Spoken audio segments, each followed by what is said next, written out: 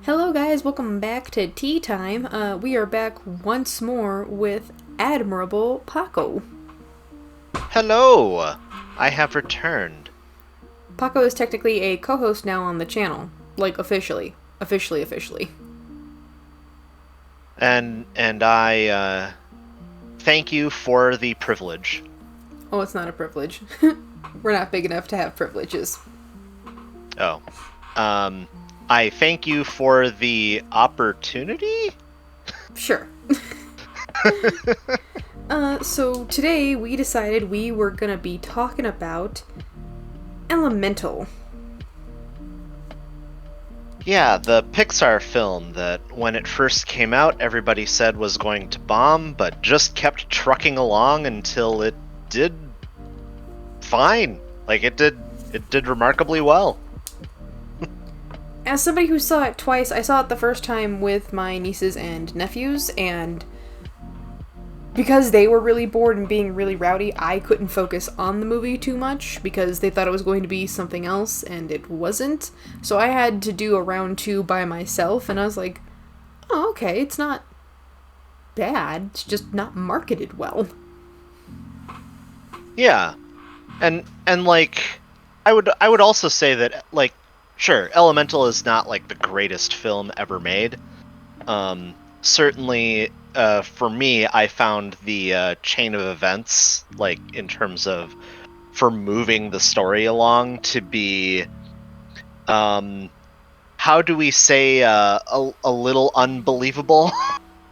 um but regardless, like the characters are really what you're signing up for, and so I forgive it for for its chain of events being iffy, because the characters are so well done and the character interactions are so well done. Yeah, I will give my 2 cents here, and you can boo me in the comments. I will not judge.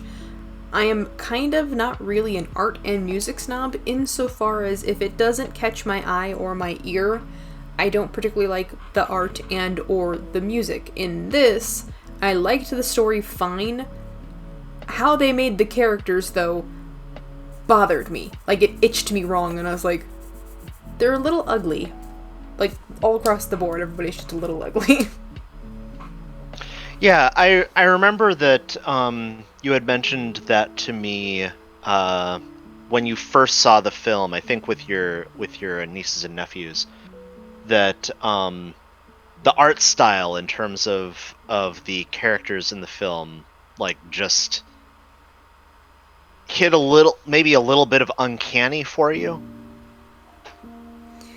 You wanna know what? I tried really hard to put it into words, and the only thing I could think of is I think it was the mouths, specifically on the water people, because there was a very clear definition of what looked like teeth, and teeth are bone, and I don't like looking at Yeah. people's teeth in real life, so seeing that on somebody who had no gum and no upper lip talking, but there was clear definition of teeth, my brain was like, oh no, we don't like that.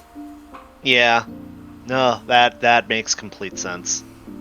And and I do think that like there were definitely points where when I'm paying close attention, that I had a probably a maybe not the same reaction, maybe a similarish reaction of, oh no, that doesn't feel right.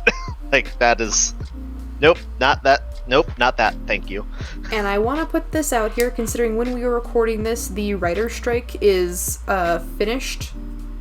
Right, the Writers Guild strike is finished by the time of this recording. It's going up later, so hello people from the future. But as of time of this recording, the strike has been won, air quotes that. Paco and I were on the side of the writers, like, yeah, no, you guys should definitely picket fence it, because you deserve it. I also feel Yep. like artists should do this too, because, dear art team, I know it's not your guys' fault that I didn't like your art, but you guys should be paid better for it. Oh, 100%. And depending on when this goes up, since sometimes with the tea times there can be a significant delay, if my memory serves, I believe the animation contract runs out in 2024. Oh, it's going up sometime next year, so... There, like, depending on when this actually gets up, there's a possibility that an animation strike happens, or is a distinct possibility. If that does happen, please note that we here on this channel are in support of the artist. Please support the people who make art, because... yeah. Because they made it, and they deserve to be compensated in such a way that they can make a living off of the work that they're doing. Yeah, pretty much. But Ella, what does this have to do with what you guys are talking about? Oh, hello, annoying audience member. We've not missed you. Welcome back. We just wanted to get it out there. Yeah. It has to do with the fact that even though that there are elements of the art of Elemental that didn't jive with either of us, that doesn't mean that we have anything against the artists that created it. It just was artistically, this choice didn't jive with us. Doesn't mean that the artist did not do a fantastic job on the art of the movie overall, or that they don't deserve to be fully compensated for the work that they're doing. Correct. Because honestly, when it comes to like the animation of not just the characters of Elemental, but like water and fire broadly, wow, the animators did a fantastic job. Right, it's more of, because the face is predominantly what you look at when things talk, or what you assume is the general face area, it's where your eyes linger the most when speaking of anybody is happening, and you will begin to notice things that you don't like. Even if they're talking about, like, nothing, your brain will be like, ugh, that looks like infection. Yeah, thank you, evolutionary brain, for doing that. But for those of you who are confused, there is a reason why, evolutionarily speaking, humans take notice of when something isn't right on another person. It is the fear of, what if that's sickness? Because as much as we like to hang around our family members who are sick, hoping we catch whatever they've got so we can skip work too, upstairs our brain is like, we should avoid that at all possible cost, because that might kill us. It's not even that person's fault. It's literally just something in our brain goes, oh, no thank you. No, that's okay. No thank you. Yeah, it goes back to a time before medicine, and before even like the cures that we developed before modern medicine, back when we were social creatures without any means of medicating things, in which, evolutionarily speaking, avoiding catching disease was a really good way of prolonging your life. So therefore our brains are really attuned to, ooh, that sick, don't want to be near that. It's the reason why if you ever catch yourself looking at somebody that has like any red marks on them, and you're like hyper focused on that red mark, and you keep telling yourself, don't be rude, you're staring, your politeness is being overridden by the evolutionary need to just straight up ask him, is that like a rash?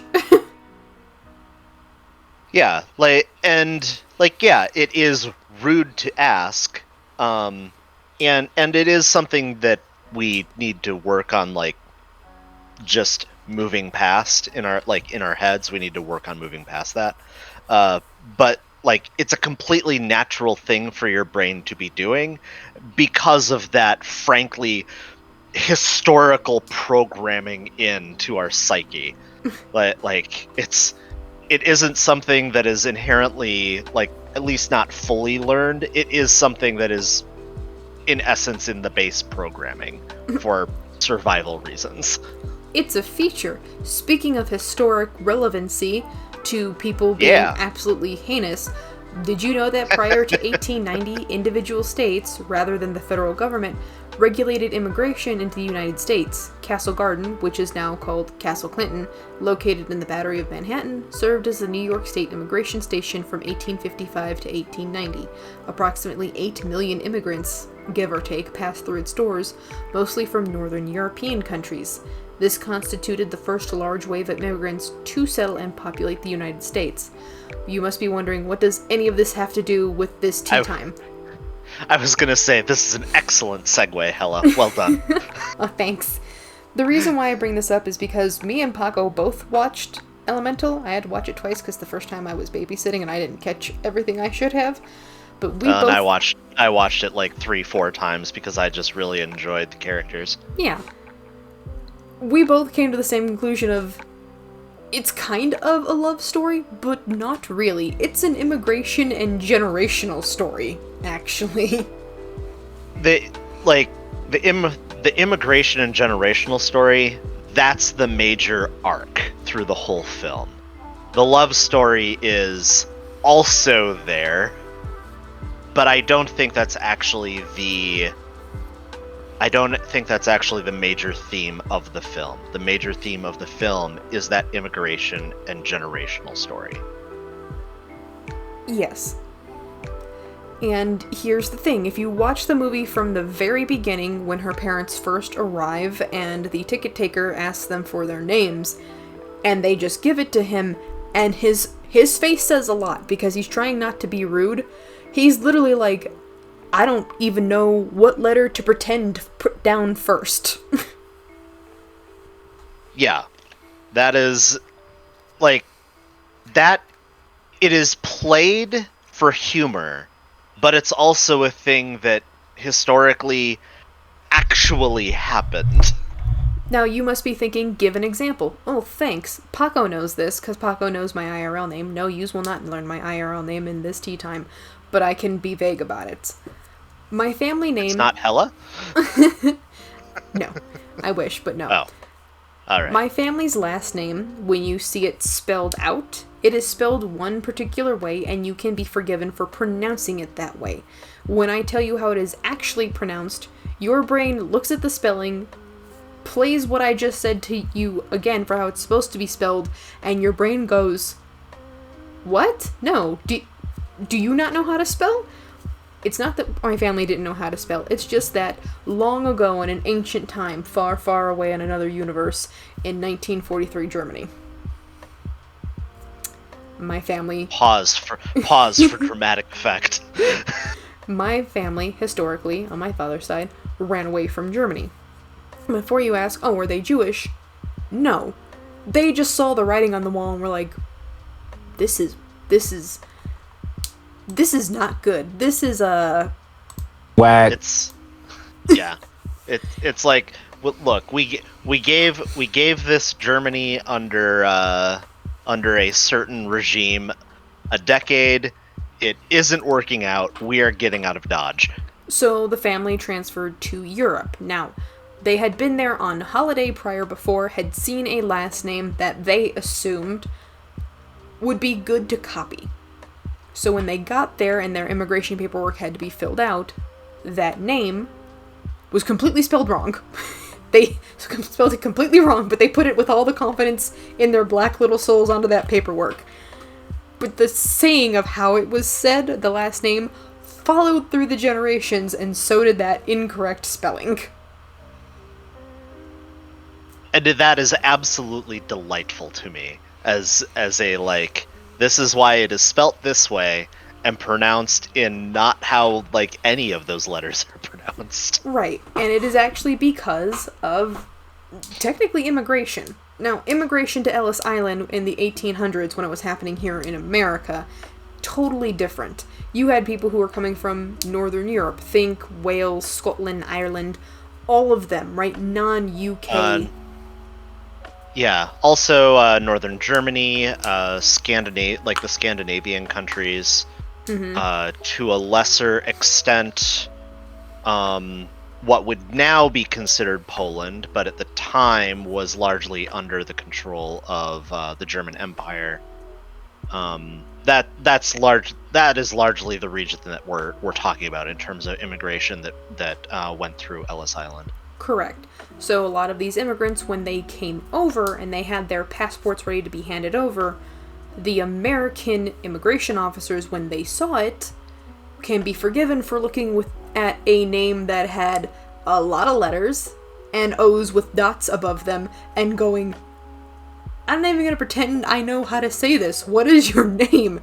And because they couldn't think of anything, they went with what they assumed would get them in and out of their line. My name is Johann? Okay, cool. So your name is Jonas, Schmith. My last name is Schmidt. Smith. Yes. Go away Yes, now. it is. It didn't matter Congratulations. Welcome to America. It didn't matter that his name was Johann Schmidt. His name now in America was basically John Smith, which is completely divorced from what it was. Again, they never forgot how to spell anything, but now because their paperwork said one thing, okay, sure, I guess we're Schmidt? There's no D. I don't think they know what D is in America, so we're Smith now, I guess. Yeah, and so that is one angle of how names morphed when coming from overseas to America in getting like anglicized. They got Englished. On the other hand, there are also people that willingly change their names to a more anglicized version in order to Assimilate into broader society. Exactly. See my family for an example. They were under the impression that the incorrect spelling they had of a name they had seen while on holiday would be more than enough to pass them, and it did, actually. Even though it was spelled wrong, they just assumed, oh, kind of same name. Okay, whatever. It worked. They spoke enough in English and, they stopped speaking German in England that it eventually just became the norm. Mm-hmm. Yeah, and that is another thing that often happens generationally in that language of the original generation starts to get lost over time. So even if the naming conventions stay similar, the original language is lost. Now, obviously, in the movie Elemental, we're only one generation removed from the boat, so Ember still speaks Firish, but also is, for the most part, speaking in the common vernacular of everybody else in this place. Yes, which apparently is English, but but nevertheless, like Ember is generationally of an age where she is speaking in both languages, and at least when it comes to immigration in the United States, historically, immigrants have tended to lose their language of origin, if you will, within about 3 generations. I do think it'll be interesting to see in the present day how much of that happens with newer waves of immigrants, as the United States now has a greater accommodation of other languages than it did 100 years ago. And there's less societal pressure to, get rid of your original language. Correct. At one point there was a lot of pressure to, hey, you don't need to speak German anymore, or even a lot of pressure of, hey, don't speak German anymore. Speak English. Right. We could take this to the current political spectrum. What is happening currently on the southern border of the United States? Oh, yeah. There's a little... What One framing of it is described as a border crisis. I would describe it as a refugee crisis, personally. The reason why so many people are coming up from the southern hemisphere of the United States, literally South America, all of it, air quotes, is because shit's wild down there. Yeah, and they're like, and it is notable that when it comes to a lot of the people coming up to the United States from South America right now, that a lot of it is focused on a handful of countries. Venezuela, Haiti, Honduras, and those countries are, how shall we say, not stable? Also, historically, those are countries that the United States had a hand in doing all of our dumbfuckery not that long ago. So it... Well, to be fair, if you were a country south of the U.S. border, the United States had a hand in dumb fuckery there not that long ago. Hella, didn't you say that you had an associate's in history? And I'm talking to somebody with a master's in history. I do broad strokes for a reason. It's easier to get places with broad strokes. Oh, don't oversell my qualifications. I have a bachelor's right now. Oh. If somebody with a bachelor... Basically, I have enough history knowledge in my pocket that I can hold a conversation in that sphere and kind of know more or less where we are and where we're going. But if it's like, it's time to do a podcast of it, oh no, I'm going to need a couple days to prepare. Yeah, and when it comes to my history background, one of the things that I have dived into a lot of research-wise is specifically colonialism and imperialism. And newsflash, the United States has done a surprisingly large amount of that. Yeah. I hope this isn't a shock to anyone. Yeah, by the time this video comes out, I'm sure your videos will already been out. If you guys have not watched Paco stuff, please watch Paco stuff, please. Paco does good work. Thank you, Hella. I appreciate that. But again, circling this all the way back to Elemental, even though there's a lot of stuff going on currently IRL that can be attributed to this weird little fantasy movie about talking fireplaces and spilled water bottles. I know what I said. Yep. Is still a good movie. And I appreciate it. And here's the thing. The immigration story does actually hold a lot of weight, is because the director of this movie is not white, amazingly enough. Yeah. And if my memory serves, I believe they are first generation Korean American. So I believe that it's his parents were born in Korea and immigrated to the United States. He was born in the United States. So very much like the dynamics of Ember and her parents is the dynamics of the director and his parents, at least on the surface level of like generationally coming to a new country. Right.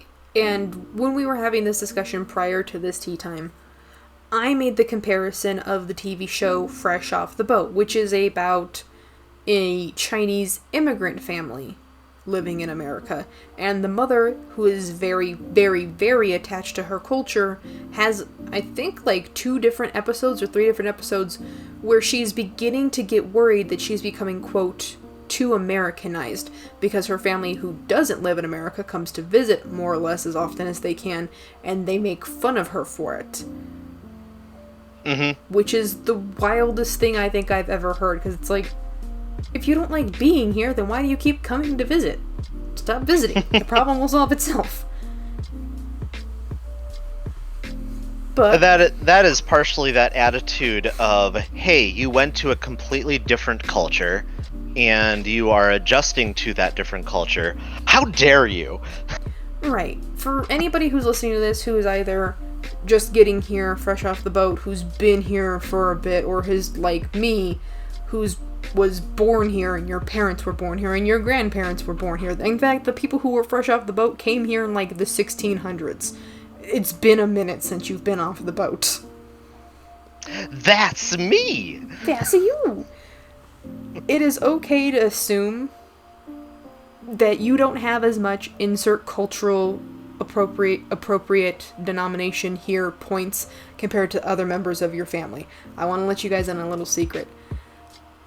There's nobody fucking keeping score. It's not a game. There's no points to be had. You are you. If that's what you feel is correct, that's okay. Mm-hmm. And there is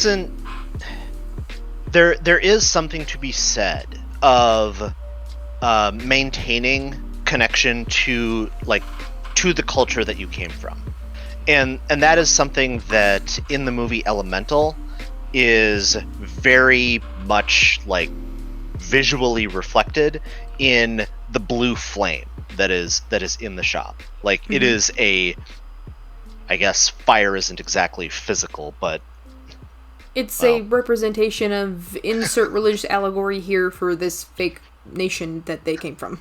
It is a visual representation of this is our culture and ancestry.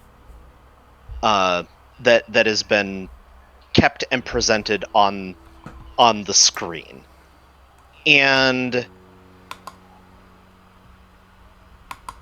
it makes it through the whole film, which I think is good in terms of that representation, because maintaining that connection as an immigrant, no matter how many generations removed you are, has value. Mm-hmm. But it also isn't everything, in the sense of, like, you are still you can still be a part of that history, that ancestry, without it being the forefront, most important part of your current identity. It is a part of who you are, but it doesn't need to be the most defining characteristic.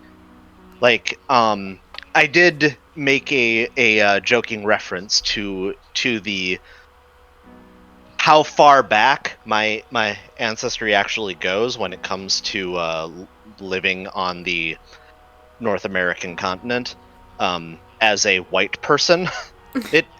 My ancestors came here a while ago on one side of my family. On the other side of my family, it's the mid 1800s. When everybody else showed up. And when it comes to that side of my family, that experience is probably way more stereotypical, at least in terms of how we often learn, like, the history of U.S. immigration, going through, like, Ellis Island in New York and then settling elsewhere. In that that side of my family, exceptionally Swedish. Very and IKEA. and that connection to our Swedish ancestry has always been present, at least as many generations as I have known. Like, the people that I have actually been able to meet before they passed away. Mm-hmm. Even though we no longer have we have no connection to the language. And culturally, the Swedish culture that remains has largely been blended in with an American culture. So that it is now it's now broadly considered more Midwest than it is Swedish. No. Yeah, exactly. Exactly. The no. Oh yeah, sure, you betcha. We live in hot dish. We live in Canada's backyard, eh? Eh? Yeah, exactly that. B? And So the broader point I'm making is that you could still have that connection to your historical ancestry, even well removed from having left the homeland, as it were. And that's something that in the movie Elemental, I mean, it's only one generation removed, but maintaining that connection is presented as highly important. And I do think that that is something, especially for first generation immigrants, that maintaining that connection to where you came from is like, it is placed as a high priority, and that's totally cool. Like, that's totally fine. But it doesn't mean that you're losing that ancestry by, frankly, adopting more of the culture of where you are in. Right. Here's the thing, right? And I like telling people this. My mom decided, while she was still alive, she decided she wanted to get that 23andMe done just to see where all of her ancestry came from. Because as far as she was concerned and aware, the family, her side of the family, had basically been Great Lakes adjacent for forever. That 23andMe test revealed, no, actually your family started out way back in Texas and then made like a beeline for the Great Lakes, but no, it didn't start in the Great Lakes. She also came to find out she was 48% Native American, and she thought that was the wildest thing is because she never would have guessed it. Mm-hmm. Well, what does that mean for me? That means I, being her kid, I have less than 48%, but I never claim any Native American heritage, and I don't look for that side of the family, just like she didn't, is because we feel we're too far removed from it. We didn't even know that was a thing. So we would love to know, but we wouldn't love to know. Does that make sense? It makes sense to me. Well, and it's also one thing that, going on to another side tangent, it's another thing that people like to talk about their, oh, I'm X percentage of whatever ethnicity or modern cultural identity, as if that gives any affinity to that particular culture or identity. When it's a, to use your phrasing, ohano. Ohano. Like, just because you have a lot of Native American ancestry, that doesn't make you, like, Native American culturally. Oh, I'm super white. I'll just out myself. My puppet has a tan. Like, that's a different thing. Like, for example, I am more German ancestrally than I am Swedish. Mm-hmm. But, like, we never talk about that German ancestry. Like that is not an element culturally of either side of my family. Like when it comes to having any kind of connection to a ethnic or a cultural group that is not, like, American, it's Swedish. Like, that would be the closest one that we have. And so, yeah, like, I have a lot of German ancestry, but I'm not, like, German. And that, I think, is something that can happen, especially with in the United States, with people that have Native American ancestry, that unfortunately, I think that there is a tendency where people have a, oh, I am 1/4 Native American, or especially people that where it's a, oh, I have learned in adulthood that I am 1/4 Native American. That means I can now speak on Native American issues. And no. No. That's not how that works. Here, the only Native American issue I've ever spoken out about, and something I really feel is really important, is the Murdered Missing Indigenous Women Fund. Because that is a wild statistic and rabbit hole to go down, and I feel like most people should be talking about it more, is because that's really important, because that's like a wild, it's wild and creepy that this has been happening and nobody talks about it. So I talk about that because I feel like it's important to talk about, but I also am aware, technically, I'm a white lady talking about this at the end of the day. My word. Well, and it's it's one thing for us to be talking about the issues that Native Americans consider important and are like, they themselves have a, hey, please talk about this. It's another thing to like claim, oh, well, I have X% Native American ancestry, so I have no issue with this slur being used. Oh no, I have a lot. Okay. The family as a whole, we've always been very. No, that's really fucked up that so much was taken from the Native Americans and it's never been given back. They didn't even know what they were signing. Most of them couldn't read English. Like, in the court of law today, that shit wouldn't have flown, right? It's like, let me understand this. This man cannot read or speak English, yes, but you got him to sign a contract, yes. Do you realize how illegal that is? He doesn't even know what he signed. Well, and even the contract, like the treaties that were agreed to under, like, well, certainly under duress, but under, like, what would be more legal circumstances. Like, even then, the United States didn't follow through on a heck of a lot of those treaties. Right.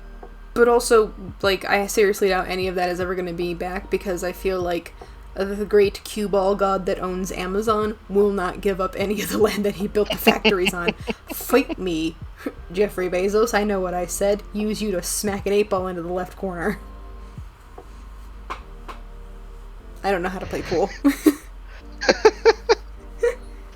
I think that sounded correct to me.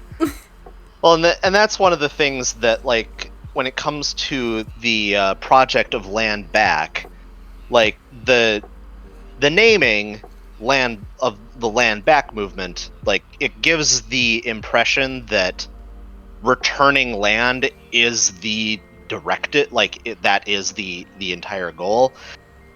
And that's only partially true, because the bigger thing about Land Back in general is allowing Native American people to have their own autonomy, to allow them to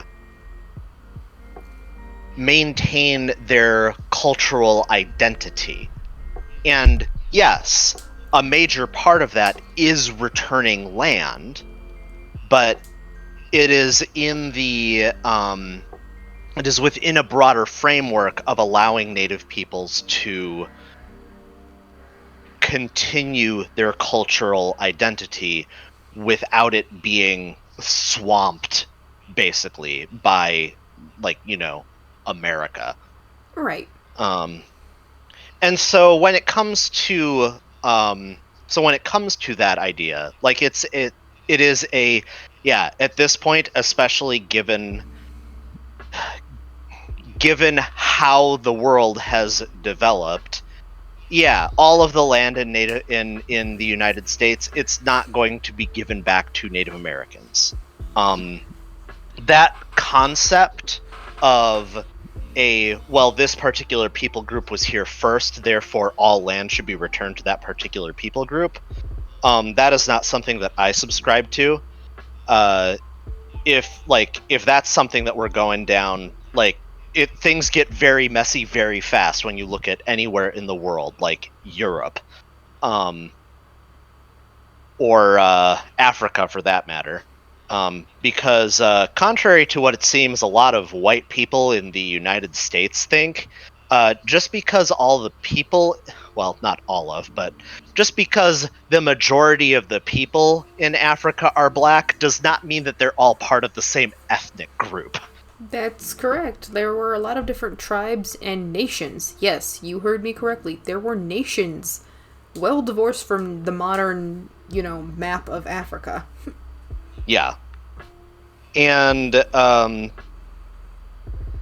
it also turns out that there was a wee bit of how shall we say conflict, in which one particular ethnic group took over the lands of a different ethnic group. That is a thing that took place in Africa, just like it did in Europe, just like it did in the Americas. One example off the top of my head is the Ojibwe pushed Lakota peoples out of lands that they historically lived on within the modern state of Minnesota. So it's a, okay, do we reset the lands to where the we know the Lakota originally were, or where, like, when Europeans first interrupted things? Right. So operating off of that mindset of give lands back to whoever was there first, that becomes impractical very, very quickly. But returning lands so that peoples have their autonomy, this is something that I back 100%. Agreed. I just realized this turned into a political podcast by accident. Yeah, it's like, wait a second, weren't we supposed to talk about a fun children's movie called Elemental? Well, realistically, this can also be segued into this. Ember's parents show up to this, not Zootopia City. I don't remember what the name of the city was, if I'm being honest. Elemental City sounds close enough to correct. Cool, let's just say that's right. I will not edit what the real one is, because I am not rewatching this movie for a third time. Fair enough. It is implied that some great tragedy happened in their original country, and that's why they fucked off to this new one. And it's the reason why Firetown became a thing. And before you tell me, that sounds a little racist, there is a Chinatown in every single section of the United States. I think everywhere, mostly. Do you want to know why? Because they want their own little section of town where it's just them. And that's completely fine if it's just them. Here's the fun part, though. People want to live near other people that are like them. This is a thing that humans do, period. Right, and it's not a racism thing, right? It is literally, they did this for two reasons. Number one, they wanted community where they didn't have it prior to them, coming here. Because back when all of this first started in the 1800s, these people had spent months on a boat being given criminally offensive side-eye by everybody that wasn't also Asian. And before somebody gets on their high horse, the entire Asian continent has, I think, a bajillion different nations. It's not really a bajillion, but I'm not gonna count them all right now. I still haven't fully woken up. and it also, we can just go ethnic groups and there we go. Bajillion is roughly correct. Now, you must be thinking, well, it's all, or according to my one uncle, it's all Chinatown. Her name is New Win. She is Vietnamese. She is definitely nowhere near China. It's quite a few thousand miles away. It's like, sure, they share the border on this one place, but like ethnically speaking, no, they are completely different. Culturally speaking, they are completely different. Right. It's like, there's a reason why if you go over to California, there's a high Japanese population. Why is there a high Japanese population? Their fucking neighbor is Japan. It's right there. I mean, right there, like across the Pacific Ocean, but still. Right. What do you call it? Oregon and Washington are right there. That's literally their direct neighbor on the same block. But Japan is right there. Next big cul-de-sac over. Yeah, like it is there are proximity reasons, and yes, even though the Pacific Ocean is the largest ocean in the world, and it is in fact a huge distance geographically, it's relatively easy to boat from Japan to California. It's also the reason why Japan were conquerors, actually. Nobody ever wants to talk about that. Japan were conquerors for a little bit on the Asian continent. They were dicks. There's no war in Ba Sing Se. There is a war in Ba Sing Se. There is. There is a no. You're gonna look at me and you're gonna tell me that I'm wrong? Am I wrong? Okay, I know this is a tea time that we have completely fucked off from the actual thing for, but now I will have a record just saying we're gonna talk about the fact that Japan did a lot of war conquering shit way before World War II was even a blip on the radar. Yeah. To be fair, Japan learned from the best. The British. Also America. Oh, okay. But right, back to the reason why Firetown is a thing in here. If we're going with the assumption, right, our little conspiracy theory that the director is an Asian man, a first-generation immigrant child from Korean parents. Not a conspiracy theory, an actual fact. Right, but the people of Fire Nation are literally Korean people who are fleeing their war-torn country or whatever it was, because I don't really remember the movie. And they set up their own little Koreatown in this fake fictional elemental city where everybody else lives. It makes sense. It's the reason why you live in the shop you own, sir. You live in the shop you own. I know that's super duper common across the pond, but here in America, people don't tend to live above their shops. They tend to go home. Yeah, here in the U.S., we diverged from that path of societal organization a while ago. Yeah, well, that's just like in America, too. It's like, no, the whole family doesn't just stay together in either one apartment building or just one apartment. You usually leave. That's not how it's... There tends to be a little more scattering, sure. Right. But also, like, speaking along that similar line of, like, hey, there's Firetown, reminiscent of, like, Chinatown in the U.S. Within the state that I live in, of Minnesota, we have a significant Somali population, and, like, even if there aren't, like, specific parts of cities that have become like a Somali town, so to speak, like, there are apartment buildings that become over time significant clusters of like Somali families. When I worked for the US Census Bureau for the 2010 census, a number of my coworkers were Somali, and I remember that visiting one of them, that it was an apartment building of like roughly 300 units, or I guess apartment complex of roughly 300 units, and about a third of them were Somali families.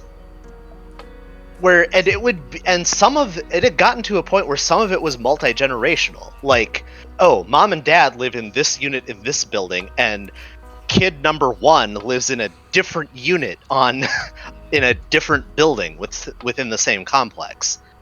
But if you didn't know that, you wouldn't necessarily guess that, oh, this is like Somali town, because it still looks very like Americanized. Just maybe there's a higher density of East African shops versus the norm within the diverse cross culture of the downtown Twin Cities area. Right, and that is a thing in a lot of places. If you don't live anywhere near, like, quote-unquote, your capital, that's completely fine. You're still probably going to see it in whatever city you do have, assuming it's not a population of, like, 400 people. You will begin to notice, if you have them, that the immigration population, which is a thing, tends to cluster together.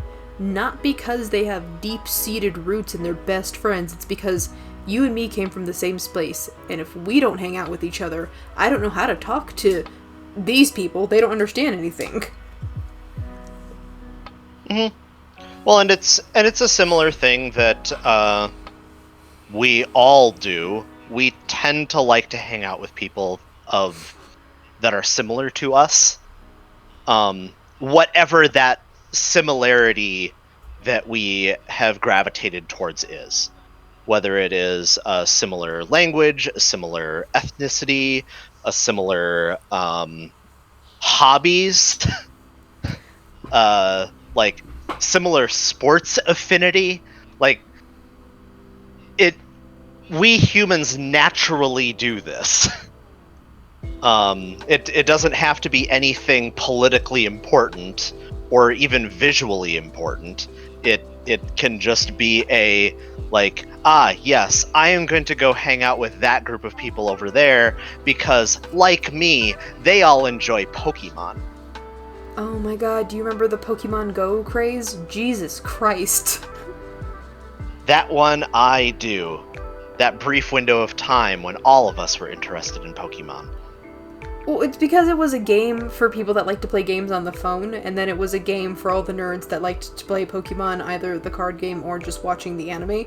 And all of us at some point would have loved to live in the Pokemon universe, because I don't understand how the governments or like the financial cluster is set up in the Pokemon universe, because it seems to be a bunch of 10-year-olds running around beating the shit out of each other. And I'm very curious how this works. The world building of that world is very interesting, yeah. Okay, Mom, I'm gonna go out and be the Pokemon Master. The fuck you are? Your cousin literally just destabilized the economic security of an entire region. You are staying home. Does one 10-year-old deconstruct an entire financial security of one country? Good question. I'm sure it's fine. This system seems very stable. I cannot imagine being a weather person in the Pokemon, like a weather girl or a weather guy in the Pokemon universe. Like, I don't know what these kids are doing. Somebody just opened up a black hole down on Main Street, so if you gotta go that way, go around. Actually, just call into work today. I don't even know if that's gonna be over anytime soon. Or whatever natural disasters different Pokemon cause in the first place. You know, Hella, you might just want to name this one like covering the movie Elemental in theory. No, that's just a film theory. That's just a theory, a film theory. Matt Pat, we are not coming for your brand. That's just hilarious to me. That we had an idea, but then we got into the political stuff, and then just kept going. And then we devolved into Pokemon really fast. Part of the problem of talking about like the immigration story of the movie Elemental is that like there is a lot of politics tied into that, and it can be hard to avoid. Yeah. And as I had mentioned way back at the early part of this video, like one of the big appeals for the movie Elemental to me is the characters within the film, and not just like the dynamic between Ember and Wade, but also like Ember's parents and Wade's, well, mom, I guess, because his dad is not in the film for like no longer with us reasons. But like the characters in the movie really, really appeal to me. And the dynamics between those characters really appeal to me. Not just the like love story between Ember and Wade, but also the relationship between Ember and her father in particular, but her parents in general. And that is like that dynamic is another one that I think is, it doesn't just apply to immigrant families, although that's certainly the emphasis presented there, but like that broader idea of expectations that a child feels that they have to their parents, especially when they have an awareness of, oh, my parents have sacrificed so much for me. How do I repay that? Right. Also, in the movie, if you haven't seen it, really quick spoiler, in the movie, Ember wanted to go see this really rare flower at like a botanical garden, and they wouldn't let her and her dad in because they were fire, right? Insert racism allegory here. And when she is retelling this story to Wade, who is our stand-in white guy in this situation, even though he's played by a black man, which is the wildest sentence I think I've had to explain. Well, it's a stand-in for the majority culture. Right. Stand-in for here majority. Here in the United States, we would tend to presume that to be white, but it doesn't have to be the case. Right. But regardless. Stand-in for majority culture, that sounds better. Yep. He is so empathetic that after she tells him this story, his response to her isn't to try and explain away why the water security guard was just doing what he had to do. He just looks at her and goes, "You must have been so scared." And that's when I really started to like Wade, is because he realizes it's one thing when adults fight with each other, right? It's like, you're big enough, you could probably, at the very least, pretend to hold your own in a fight. This is a kid. Kids don't understand this. So they're gonna be scared. Yeah, and that is one of the scenes that that I think is really a indication of why Ember like falls for Wade. It is that empathy, that ability to connect, that that draws Ember in. And it's not just like, oh, Wade was able to connect with me. Wade understands me emotionally or whatever. It is the fact that is the type of person that Wade is that appeals to Ember. And it's one of the things that I really like about the character of Wade is that he is a guy who is immensely empathetic and in touch with his emotions and isn't afraid to express them. And that's not a male role model figure that we get very often these days. No, he has to be big and buff and, like, doesn't care. And it's like, no, actually, most people tend to like you more if you meet them, like, 1/3 of the way empathetically. Mm-hmm. Yeah. But why is it so low? What do you mean, why is it so low, annoying audience member? Okay, if somebody was 100% empathetic with me all the time, every day, all day, I would begin to get suspicious that they had ulterior motives and might be mocking me. However, if they're a real person with just a little bit sardonics and, like, empathize with me at least 1/3 of the time, I'm under the inception that, well, no, they're more... Real sounds like a weird word here, but it's the only one I got. It is something that feels more real, probably in part because we're not always paying attention. Like, people are not on 100% of the time. And so missing, so it makes more sense to us for someone to miss some of the time than to be 100% on all of the time. Yeah, there we go. If that makes sense. Yeah, that makes more sense. All right. I hope that my words were good. Yeah. And understandable. Yeah, so we were going to talk about the movie Elemental. We got into a little bit of a political podcast, even though I am not a political channel generally. Hey, we dabble in a little politics for fun. Just as a treat. Yep.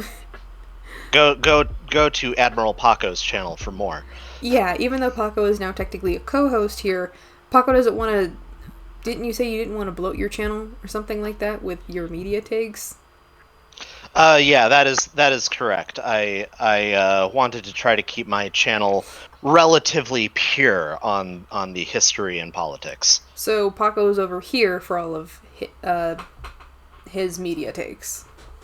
Yep. Because that's Hella has very generously allowed me to, in the future, post my own media thoughts on her channel, and I am very grateful for that.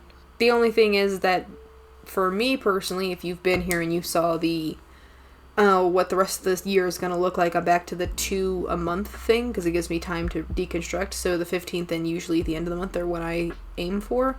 So everybody that's now on this channel has carte blanche to put it in anytime you want, as long as it's not on the 15th or the end of the month. Got it. So that's fun. Yeah. Do we have anything else to talk about? I think that we ultimately got around to hitting all of the major points of the movie Elemental. Long story short, it is a worthwhile movie to watch. It is far from a perfect film. Like, structurally, there is a lot that you can criticize in terms of how event A connects to event B connects to event C. But the characters are fantastic. The interactions are fantastic. The talking about the frameworks of an immigration story and a father-daughter story and a love story, all of those dynamics are handled really well, in my opinion. I highly recommend it. Yeah, so I have nothing else to add, so thank you guys so much for showing up. Be on the lookout for Paco's media takes. Also, there is another new secret third host that will also be joining us soon. So be on the lookout for that. A secret third person. It is. Paco also knows this person. Yeah. And I will be having exciting news to share with all of you in the coming months. So be on the lookout for that. Other than that, yay! Have an amazing rest of your guys' day. Paco, thank you again for showing up for tea time. Thank you so much for having me. And okay, guys, I will see you later. Bye! Bye!